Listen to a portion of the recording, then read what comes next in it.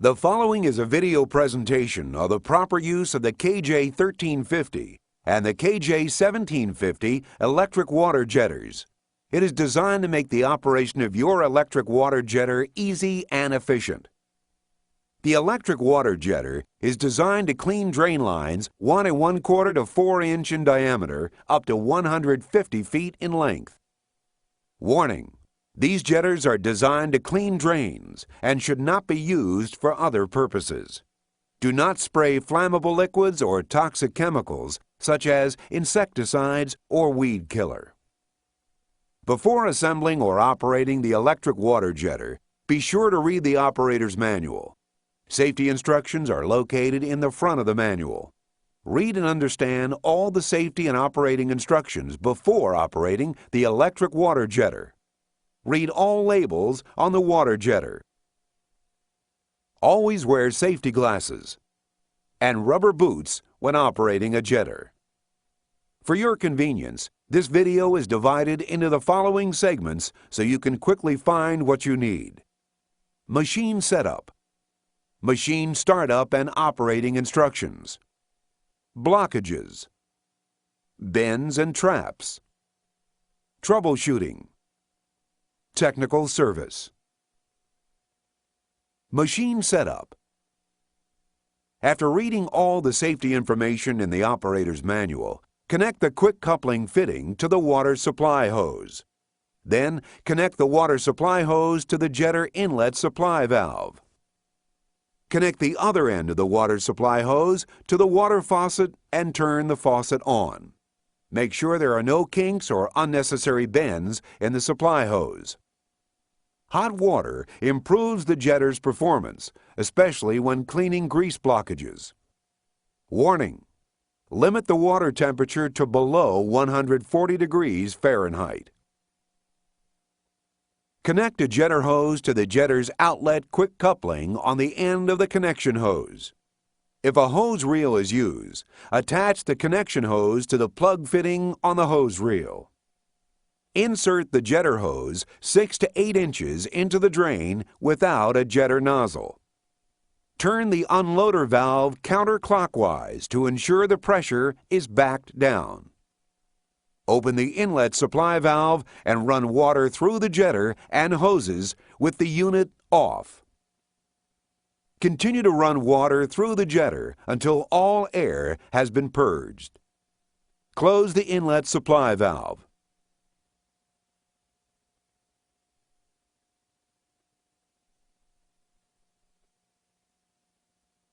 Attach the jetter nozzle to the jet hose and hand tighten for a snug fit. Insert the jet hose into the line several feet.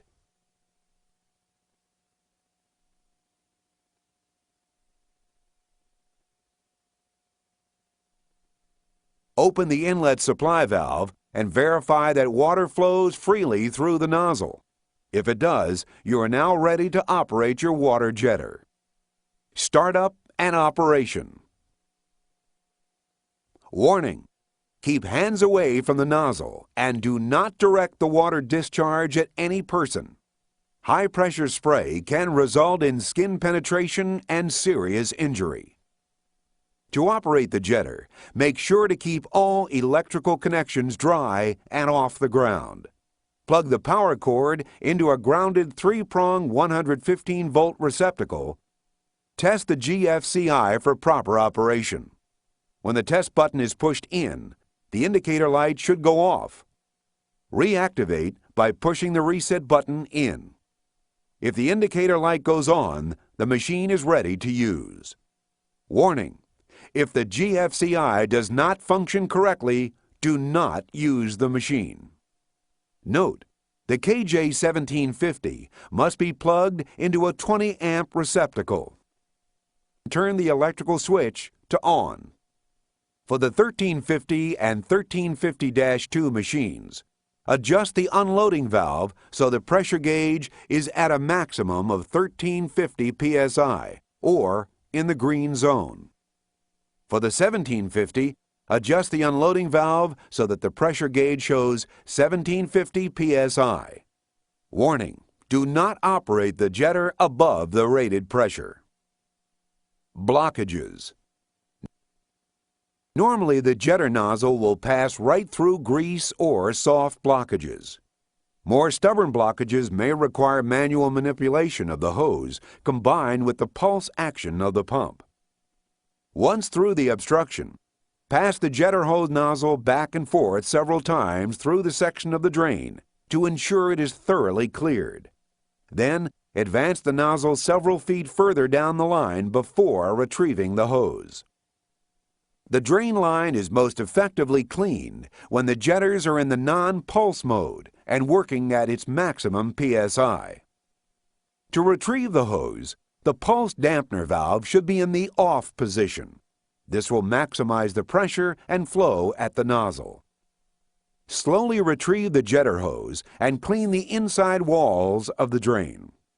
The slower the jetter hose is retrieved, the better the results. Warning: never permit the end of the hose to rotate out of the pipe being cleaned. The hose can whip, causing serious injury. For optimum jetter performance, you must understand the proper use of the pulse actuator and pulse valve. First, turn the pulse actuator to the off position. For the 1350-2 and 1750 machines, you also need to turn the pulse valve to the on position. This will cause a slight drop in pressure and flow, but induces a pulse action. When the jetter nozzle encounters a bend, its advance will slow or stop. The jetter hose has a slight bend or set to it, thus preventing it from advancing through the bend easily. The reverse thrust of the nozzle will advance the jetter hose, but it is also necessary to manually feed and rotate the jetter hose to work the set around the bends. If the hose won't advance, slightly pull back on the hose and rotate a quarter to a half turn. Then, advance the hose forward. If the hose does not advance, it may be necessary to induce some pulse action. Bends and traps. When you encounter bends and traps, rotating the hose will not be enough. You will need to engage the pulse actuator. In the pulse mode, the pump induces large pulsation and jetter hose vibration. Rotating the hose while operating in the pulse mode will normally overcome stubborn bends and traps. You should be able to negotiate even the most difficult bends with the 1350-2 and 1750 by turning the pulse actuator and the pulse valve to the on position. Once the jetter head is through the bend or trap, return the pulse control actuator lever to the off position and continue the jetter head's advance. Troubleshooting. If the jetter will not generate pressure, make sure the water faucet is completely open and the inlet supply valve is open. Check the filter screen at the inlet port to the jetter. Make certain it is clear of debris. Cycle the pulse actuator on the 1350 and 1750 on and off several times while the jetter is running to clear any trapped air in the system.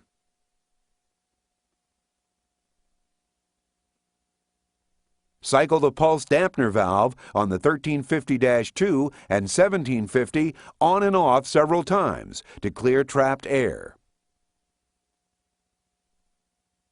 Rotate the unloader valve clockwise to make sure it increases pressure. If your jetter runs but produces little or no pressure, make certain the water supply faucet is on. Make certain the jetter's water supply inlet valve is fully open. Make certain the water supply hose is clear and not kinked or collapsed. If your jetter will not adjust to full operating pressure at startup, remove the nozzle from the jet hose and run the jetter to flush air or debris from the system. Remove the nozzle and clean thruster orifices with the nozzle cleaning tool. If the jetter pressure gauge oscillates from 100 to 1000 psi, remove the nozzle. Then use the nozzle cleaning tool to clear nozzle orifices, making sure to select the proper wire size and push completely through each thruster orifice to remove debris. Remove the nozzle and insert the jet hose in the drain line. Then run the jetter to flush trapped air or debris. Here are a few maintenance tips to ensure your jetter will operate properly. Before each use, check the oil level in the jetter pump.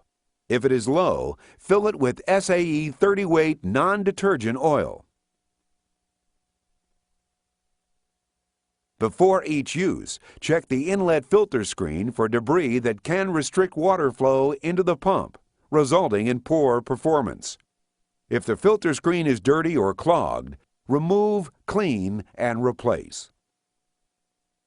Before each use, check the nozzle orifices for debris. If an orifice is blocked, use the nozzle cleaning tool to clear and remove the debris.